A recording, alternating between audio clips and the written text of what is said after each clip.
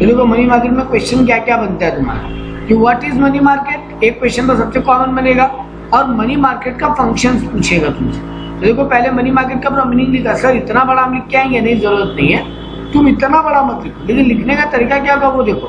तो क्या देखो, काम का डेफिनेशन लिया, स्टार्टिंग में तुमको ज्ञान दिया कि when we talk about any market it comes to our mind that market consist of shop, outlet. Market का मतलब क्या होता है वो बताया, लेकिन क्योंकि यहाँ पे फाइनेंस के मार्केट का बात हो रहा है तो ये इन मार्केट का बात नहीं कर रहा, तो ये ज्ञान लिख के नहीं आना है। कहाँ से लिखोगे, ये रहा, यहां से लिख सकते हो। देखो money market largely is a tool for development of industries, infrastructure, agriculture, trading, commerce, इन सबको ये फंड अवेलेबल कराता है ना, फॉर शॉर्ट टर्म पर्पस। ये बात एक्स्ट्रा लिख के आना चाहिए, हाँ मेन यही बात होगा, ठीक है।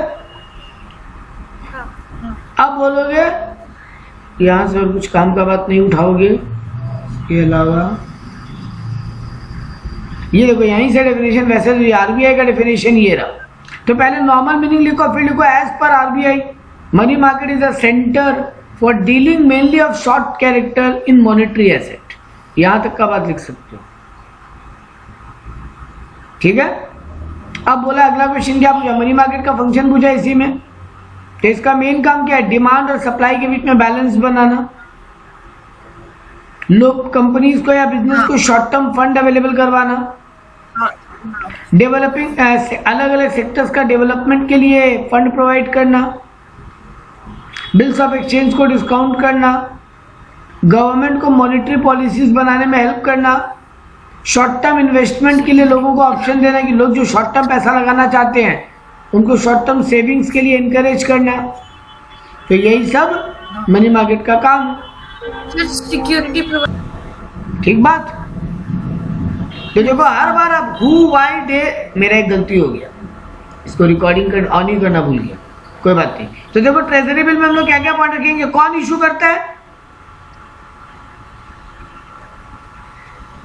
गवर्नमेंट, आरबीआई इशू करता है गवर्नमेंट के बिहाफ में। कमर्शियल पेपर कौन इशू करता है, वो कंपनी जो लार्ज एंड क्रेडिट वर्दी है। कमर्शियल पेपर कौन इशू करता है, जो लार्ज एंड क्रेडिट वर्दी है। अच्छा वाई ट्रेजरी बिल इशू होता है गवर्नमेंट को जब शॉर्ट टर्म फंड का रिक्वायरमेंट होता है, वैसे ही कमर्शियल पेपर कंपनी को जो वर्किंग कैपिटल, सीजनल कैपिटल या फ्लोटेशन कॉस्ट के लिए पैसे देगा। ऐसे बोलो अपने आप ही तुम्हारा तीनों बात आ जाएगा, वर्किंग कैपिटल, सीजनल कैपिटल को कूपन बॉन्ड भी बोलते हैं। हाँ, दूसरा नाम हो गया ट्रेजरी बिल को जीरो कूपन बॉन्ड या डिप डिस्काउंट बॉन्ड बोलते हैं।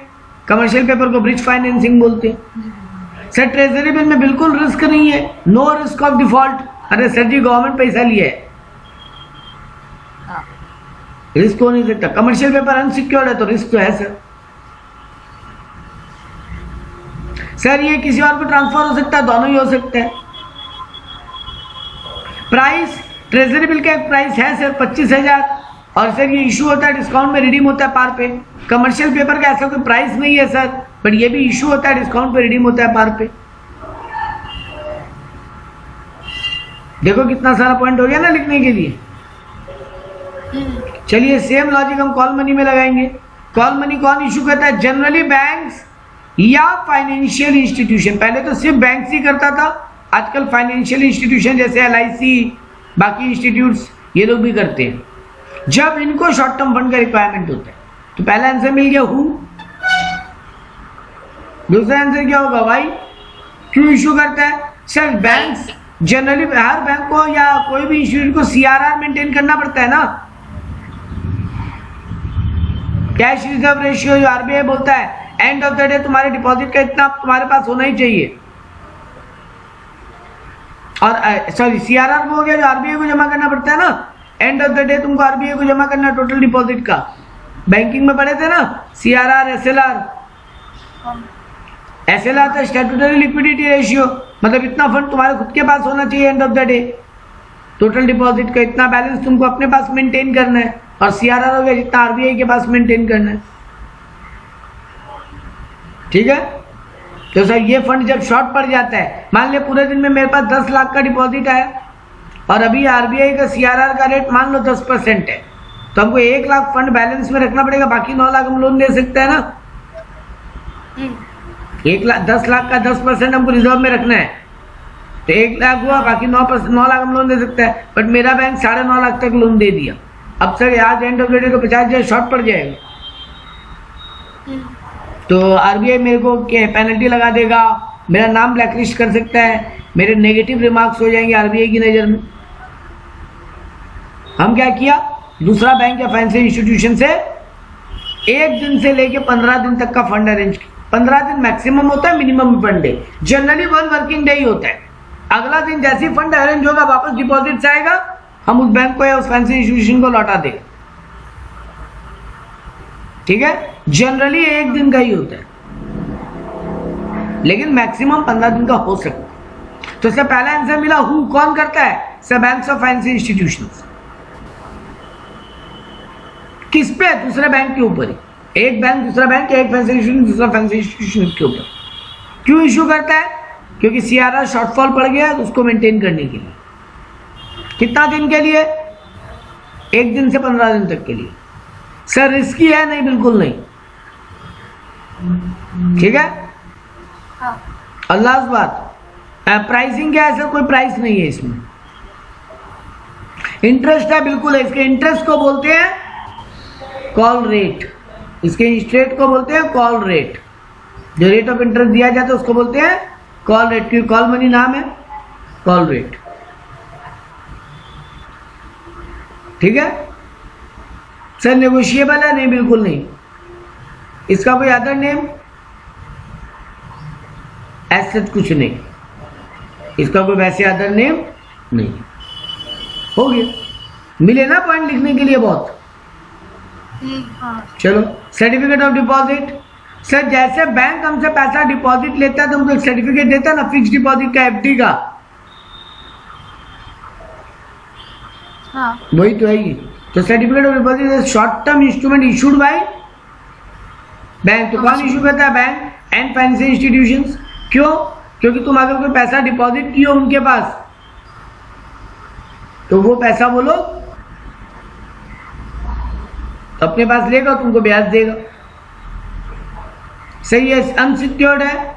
एफडी का कोई गारंटी होता है क्या, कोई तुमको बैंक तुम्हारा कोई ऐसे गिरवी रखता है क्या तुम्हारे पास, तुम एफडी करते हो जब बैंक में, नहीं ना। तो अनसिक्योर्ड है, लेकिन नेगोशिएबल है। ये हाईली लिक्विड होता है, तुमको तुम्हारा फंड जब चाहिए तुम वापस ले लो। इसका इंटरेस्ट रेट बहुत कम होता है, आज की डेट में 6 से 7% है। तो यही है certificate of deposit.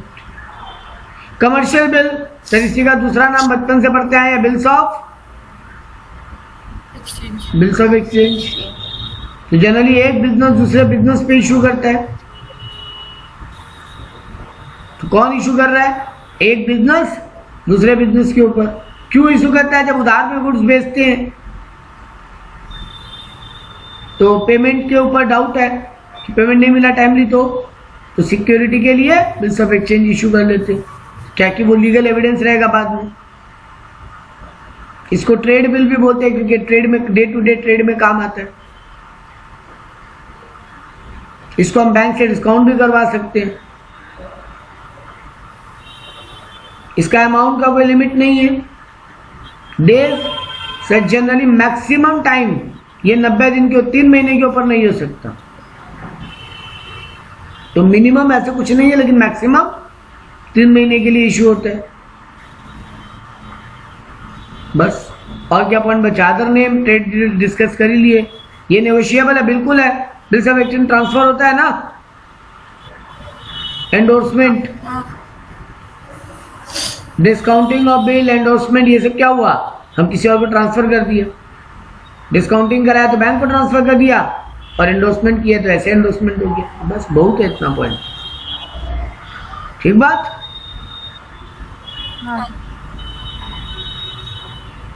Next question है, what are the important role played by central bank in developing countries. Central bank का क्या रोल है, देखो 1 2 3 4 5 स्टार है। मतलब ये क्वेश्चन बहुत बार आया है। स्टार का मीनिंग लगभग बहुत बार आया है। देखो ऊपर वाला क्वेश्चन में भी 4 स्टार था, इंस्ट्रूमेंट्स में, मतलब ये बहुत बार आया है। ये वाला क्वेश्चन में 3 स्टार था, मतलब ठीक ठाक टाइम आया है। तो रोल ऑफ सही है। क्वेश्चन पढ़ लेंगे पहले। देखो बेटा 70 ही क्वेश्चन है, तो मेरा मानो स्टार देके मत पढ़ो, सभी पढ़ो। सारे ही पढ़ लेते हैं। 70 ही क्वेश्चन है, हर चैप्टर का 8-10 क्वेश्चन बन रहे हैं। तो 2-2 दिन एक एक चैप्टर लेके बैठोगे तो भी तुम्हारा 6 चैप्टर 2-2 दिन करके 12 दिन में खत्म। तो ये वाला आंसर बेटा ज्ञानबाजी नहीं है। सेंट्रल बैंक का देश का डेवलपमेंट में क्या रोल होता है? सेंट्रल बैंक जो जो काम करता है, भाई सेंट्रल बैंक क्या काम करता है? सर सेंट्रल बैंक बैंकर्स का बैंक है, गवर्नमेंट का बैंक है, वो गवर्नमेंट को मदद करता है, देश में क्रेडिट को रेगुलेट करने में मेंटेन करता है। सेंट्रल बैंक बैंकिंग के लिए रूल रेगुलेशन बनाने में काम करता है, नोट इशू का काम करता है, फॉरेन एक्सचेंज को मेंटेन करने का काम करता है। तो पहले तो ये बताओ सेंट्रल बैंक का काम क्या है? ठीक है, सेंट्रल बैंक क्या क्या करता है? सर नोट इशू करता है, डॉलर पाउंड का रिजर्व रखता है, गवर्नमेंट को मदद करता है, गवर्नमेंट का बैंक है वो एक तरीके से। बैंकों को जब पैसे का दरकार होता है बैंकों को लोन वही देता है। गवर्नमेंट का और बैंकों का अकाउंट भी उन्हीं के पास है। जैसे तुम्हारा अकाउंट कमर्शियल बैंक में है, वैसे कमर्शियल बैंक का अकाउंट का है सेंट्रल बैंक में, गवर्नमेंट का अकाउंट का है। अब वेस्ट बंगाल गवर्नमेंट को, अगर बिहार गवर्नमेंट को कोई पैसा ट्रांसफर करना है तो आरबीआई के पास उनका अकाउंट है, वो आरबीआई को बोलेगा, आरबीआई वहां से वहां फंड ट्रांसफर कर देगा। सेंट्रल गवर्नमेंट को वेस्ट बंगाल को कोई फंड देना है, सेंट्रल गवर्नमेंट आरबीआई को बोलेगा, आरबीआई वहां से फंड ट्रांसफर कर देगा उसके अकाउंट से निकाल के इसके अकाउंट में। देश में क्रेडिट कंट्रोल का काम आरबीआई करता है, पढ़ते थे ना आरबीआई का क्रेडिट कंट्रोल का process. Commercial bank credit create करता है, आरबीआई कंट्रोल करता है। सर ये आंसर यहाँ पढ़ क्यों रहे? मन में आना चाहिए था सर, ये तो मनी मार्केट था, कहाँ सेंट्रल बैंक आ गया? बेटा जी क्योंकि सेंट्रल बैंक मनी मार्केट का गवर्निंग बॉडी है। कैपिटल मार्केट को सेबी कंट्रोल करता है और मनी मार्केट को RBI, reserve bank of India. इसलिए यहाँ पढ़ रहे हैं क्योंकि इसका गवर्निंग बॉडी के बारे में पढ़ रहे हैं, है ना। कनेक्टिविटी में पढ़ो बेटा जी, कनेक्टिविटी में। सर इसके अलावा देश के इकोनॉमिक ग्रोथ में आरबीआई का बहुत बड़ा रोल है, क्योंकि गवर्नमेंट को प्लानिंग में आरबीआई तो मदद करता है। सर इंटरनल स्टेबिलिटी देता है, जब भी देश में कोई इन्फ्लेशन वगैरह बहुत तेजी से बढ़ने लगता है उसको कंट्रोल करने का काम कौन करता है? आरबीआई। बैंकिंग सिस्टम को इतना डेवलप कौन किया? ये ऑनलाइन बैंकिंग है, इतना कंसेप्ट आ गया इंडिया में, तो बैंकिंग सिस्टम को डेवलपमेंट का काम करता है। बैंकों को ब्रांच एक्सपेंड करने का मौका देता है, ब्रांचेस खोलने का मौका देता है, बैंकों को परमिशन देता है। अलग अलग सेक्टर का बैंक खोलता है, एग्रीकल्चर सेक्टर का बैंक खुला इंडिया में, इंडस्ट्रियल डेवलपमेंट का बैंक खुला इंडिया में, कमर्शियल बैंक खुले। ये सब कौन खोलने में मदद किया? आरबीआई। फाइनेंशियल इंस्टीट्यूशंस, बैंकिंग के अलावा भी इंडिया में बहुत सारे फाइनेंशियल इंस्टीट्यूशंस है, IFCI, ICICI, IDBI. Sir ICICI तो बैंक है बेटा, पहले बैंक नहीं था, पहले ये लोग फाइनेंशियल इंस्टीट्यूशन था। इनको मदद करता है आरबीआई, इनको डेवलप करता है। लोगों को बैंकिंग का हैबिट लगाने के लिए बैंकिंग सिस्टम को इजी बनाता है। बैंक्स में कोई भी अगर ट्रेनिंग चाहिए, बैंकों को नया सिस्टम आया इंडिया में तो बैंक को तो ट्रेनिंग ले, जैसे नोटबंदी हुआ था तो बैंकों को ट्रेनिंग आरबीआई दी है कि कैसे पूरा सिस्टम मेंटेन होगा। इंडिया में इंटरेस्ट रेट क्या रहेगा अभी, इस पे किसका कंट्रोल होता है? आरबीआई का। आरबीआई बैंक रेट को कम बेसी करवाता है ना, कभी इंटरेस्ट का रेट अचानक महंगा हो जाता है, कभी इंटरेस्ट का रेट सस्ता हो जाता है, ये किसके थ्रू होता है? आरबीआई के थ्रू। आरबीआई और भी सेक्टर्स को प्रमोट करता है, तो यानी सर आरबीआई देश का प्लानिंग में मदद कर रहा है, एक तरीके से ओवरऑल मेंटेनेंस में मदद कर रहा है फाइनेंस सेक्टर को, तो आरबीआई का बहुत बड़ा रोल है सर। पूरा ज्ञानबाजी का आंसर था, देख लो, ठीक है ना। नेक्स्ट क्वेश्चन बोला given overview of Indian money market. ये क्वेश्चन एकदम 1 स्टार, मतलब बहुत ही रेयर है, अब इतना बड़ा पानी नहीं पूछता तुमसे, पूरा मनी मार्केट चैप्टर बताओ। ये आता था, ये हमारे टाइम में आता था, 16 मार्क्स से क्वेश्चन सीधा देता था ना, तो एक ही क्वेश्चन पकड़ा दिया, लिखते रहो बैठ के 7, 8, 9 पन्ना। पूरा मनी मार्केट चैप्टर भग दो ना, और क्या है? मीनिंग बता दो, फंक्शन बता दो, फीचर बता दो, टाइप इंस्ट्रूमेंट बता दो, हर इंस्ट्रूमेंट का डिटेल भी बता दो। सर आप तो वो 4 पेज का आप जो नोट्स देते हैं हम लोग को वो लिख के आता है। हाँ वही करके आता तू यही तो करना है, ये पूरा चैप्टर लिखना है सर, 4 पेज का जो चैप्टर है पूरा लिख के आ जाओ, जितना आता है सब लिख दो। तो देखो ये लोग क्या पहले मीनिंग बताया जो अपने ऊपर पढ़े थे, फिर बताया देखो कौन कौन प्लेयर्स होता है इसमें, तो कौन कौन इसको इन्वॉल्व होता है sir, banks, mutual fund, investors, provident fund department, RBI, अलग अलग टाइप का non bank public sector undertakings, NBFCs, मतलब जो बैंक नहीं है लेकिन बैंक जैसा काम करे, सब इसके प्लेयर है।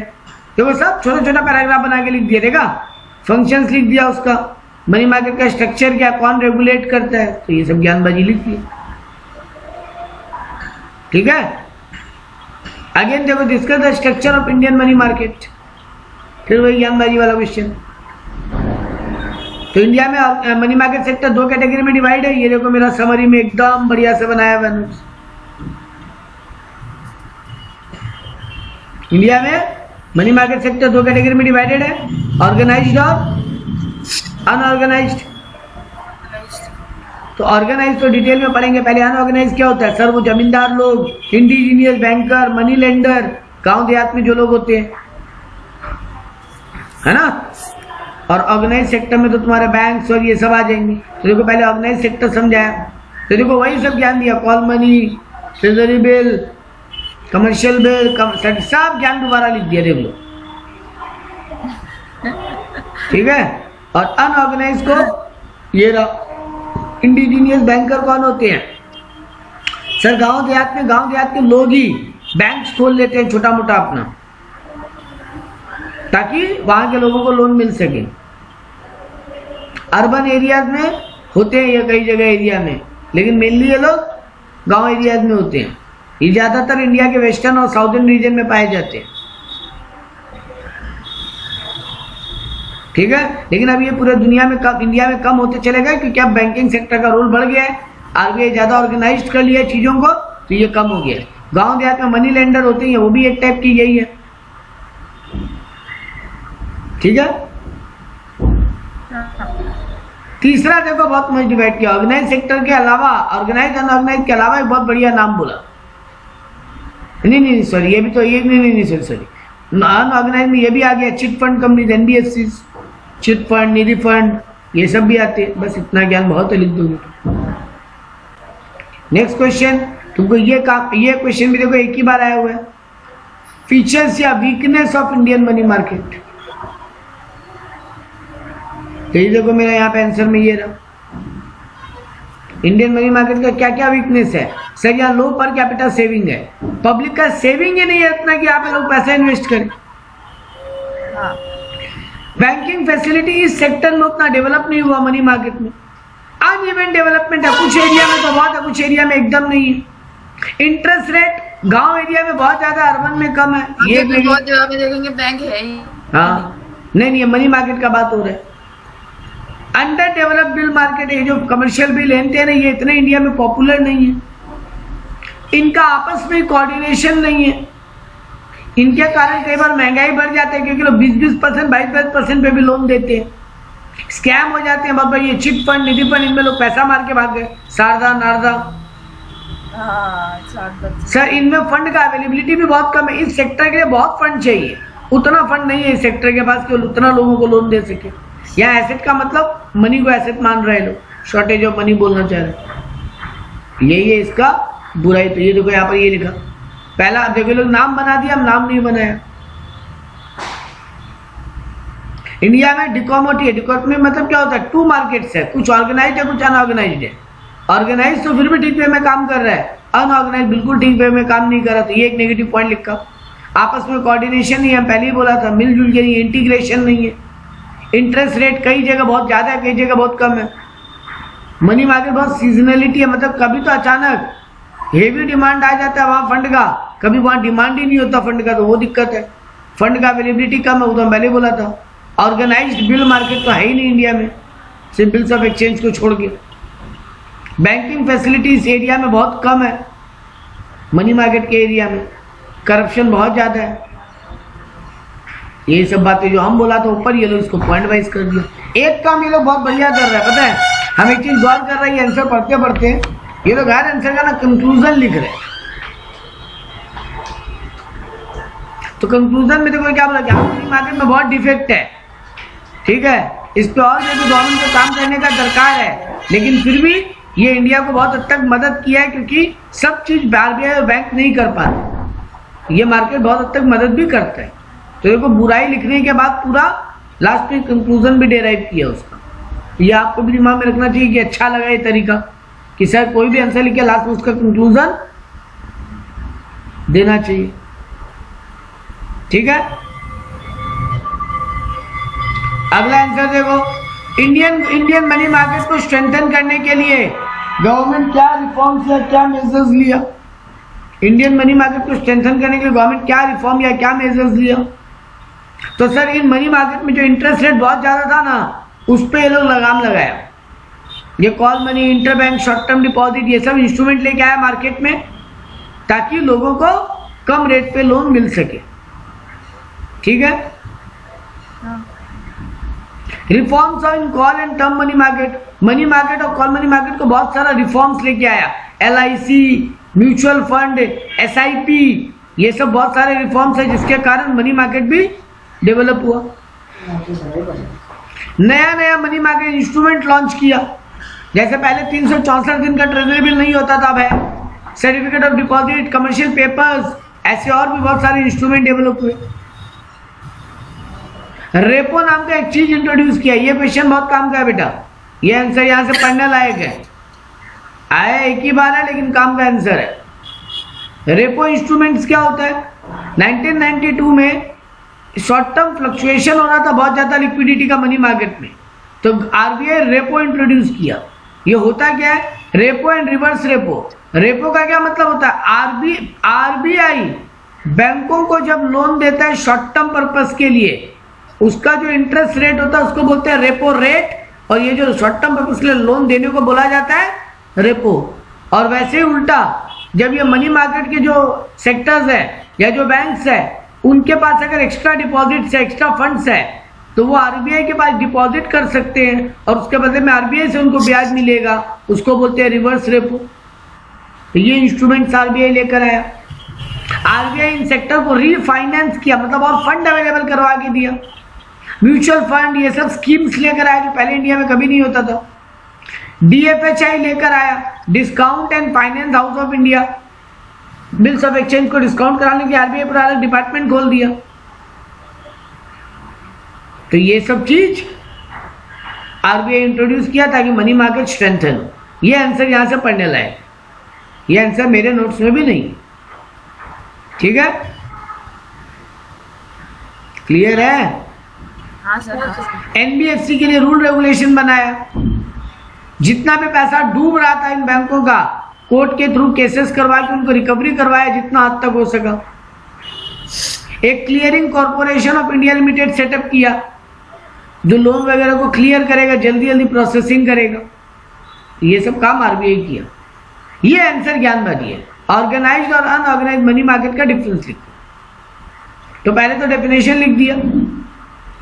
Sir organised money market is the market where transaction are take place according to regulated properly. यहाँ पूरा रेगुलेशन है, यहाँ पे कोई प्रॉपर नॉर्म्स नहीं है। इसका हेड गवर्निंग बॉडी कौन है? ऑर्गेनाइज्ड मनी मार्केट का आरबीआई। इसके अलावा यहाँ पे commercial bank, regional rural bank, ये लोग रोल प्ले करते हैं। LIC, GIC, UTI, मतलब यहाँ पे पार्टिसिपेंट कौन कौन है? जबकि यहाँ पे कौन पार्टिसिपेंट है? Sir indigenous banker, money lender, chit fund, ये महाजन, श्रॉफ, ये लोग। इंटरेस्ट रेट सर यहाँ रिजनेबल है, तो यहाँ पे कोई माई बाप नहीं है, जो रेट लगे, जिसको जो मौका मिलता है उतना ही ब्याज कमाने का कोशिश करते हैं। यहाँ पे जनरली इंस्ट्रूमेंट का नाम treasury bill, call, loan, certificate of deposit, commercial bill, ये सब। जबकि यहाँ पे इंडिजीनियस बिल इनका मेन डॉक्यूमेंट है, जिसको लोग क्या बोलते हैं? हुंडी। ये सब नाम सुने हो? नहीं। इसमें एग्जांपल में लिख देना हुंडी।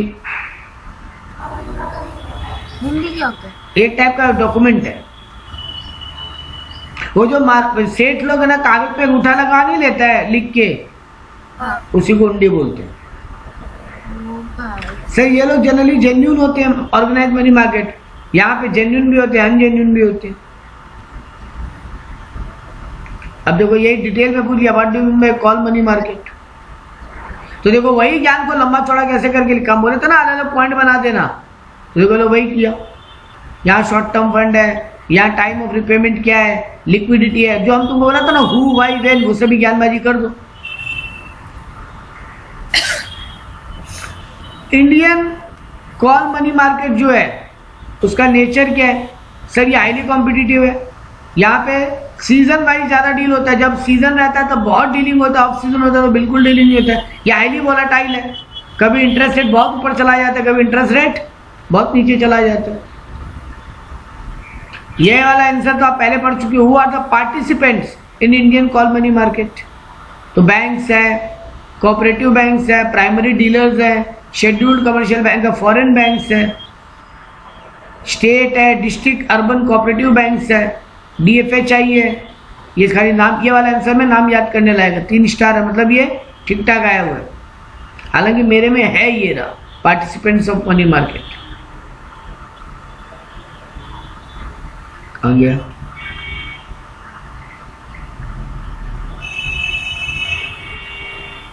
ये participants of money market, commercial bank, cooperative bank, regional bank, development financial institution, land mortgage bank, money market mutual fund, exchange banker, agro banker, cooperative banker, इनका ही हरी नाम लिखना, ठीक है।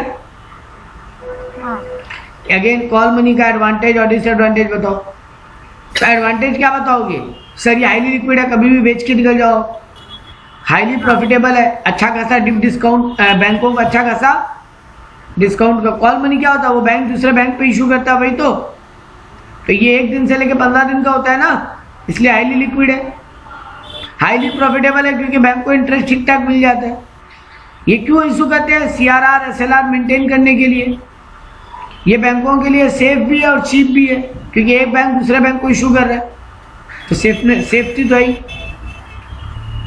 ठीक है। इसमें तुमको RBI भी मदद करता है, क्योंकि ये RBI का ही ऑपरेशन होता है CRR SLR। इसका बुराई क्या है सर, बहुत बार अनइवन है, ये अलग अलग बैंक अलग अलग इंटरेस्ट रेट चार्ज करता है, कोई फिक्स रेट नहीं है इसका। कॉल मनी रेट जो है वो वोलेटाइल है बहुत ज़्यादा, आपस में बैंकों का कई बार इंटीग्रेशन नहीं होता है, एक बैंक दूसरे बैंक को देना नहीं चाहता फंड। फिर पूछा what do you mean by treasury bill, तो ऊपर ट्रेजरी बिल का मतलब पढ़े। अब यहाँ काम का बात क्या पढ़ने वाला है, एक्स्ट्रा मीनिंग तो नहीं दोगे अब, वही मेरा क्वेश्चन डेज वेज हेन तेन ज्ञानबाजी करके।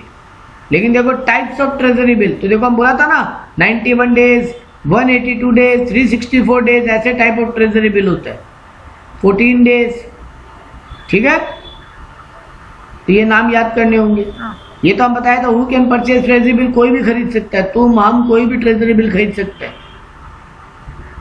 इसका मेन ऑब्जेक्टिव क्या है, एडवांटेज क्या है सर, ये बैंक ये गवर्नमेंट को जब शॉर्ट टर्म फंड का दरकार होता है तब इशू होता है, इसको जीरो रिस्क बोलते हैं। ये 91 डेज मिनिमम, मैक्सिमम 364 डेज का होता है। कमर्शियल पेपर दोबारा एक्सप्लेन करने बोला, देखो हम सब वही ज्ञान दिया है तुमको कि कब क्यों, वही सब ज्ञान ये लोग आंसर में लिख रहे हैं। तो ऊपर जो पढ़े थे ना वही डिटेल्स तुमको अब यहाँ पे लिखना है। ये वाला काम का आंसर है, difference between repo and reverse repo. तो हम क्या बोला था, रेपो रेट जब RBI, रेपो वो है जब RBI बैंकों को लोन दे, और जब बैंक RBI को डिपॉजिट दे उसको रिवर्स रेपो बोलते हैं। नॉर्मल बैंक RBI को लोन नहीं दे सकता, बैंकों का इतना हैसियत नहीं कि RBI को लोन दे, लेकिन एक्स्ट्रा पैसा हो तो डिपॉजिट करेगा तो RBI से ब्याज लेगा ना, ठीक है। तो RBI जब कोई इंस्ट्रूमेंट इशू करे, RBI सॉरी जब बैंकों को इशू किया हुआ इंस्ट्रूमेंट वापस परचेज करे और उनको फंड दे, ये हाईली ये लिक्विडिटी बहुत है रेपो में। रिवर्स रेपो लिक्विडिटी को कम करता है, रेपो लिक्विडिटी को बढ़ाता है, क्योंकि रेपो में क्या हो रहा है, बैंक RBI बैंकों को लोन दे रहा है तो मार्केट में फंड बढ़ेगा तो लिक्विडिटी बढ़ेगा, ये लिक्विडिटी को कम करता है। यहाँ पे RBI बैंकों से इंटरेस्ट लेता है या RBI बैंकों को इंटरेस्ट देता है, ठीक है। ये वाला इनसे कुछ काम हो गया। इसके बाद आ जाएगा कैपिटल मार्केट। तो देखो बेटा जी ऐसे ही ये क्वेश्चन, ये वाला आंसर आया बहुत बार, sorry. Evaluate the recent trend of Indian money market. तो वही ज्ञानबाजी दिया ना, इंडियन मनी मार्केट ऑर्गेनाइज्ड है, अनऑर्गेनाइज्ड है, इंडियन मनी मार्केट में क्या एडवांटेजेस है, क्या डिसएडवांटेजेस है, ठीक है।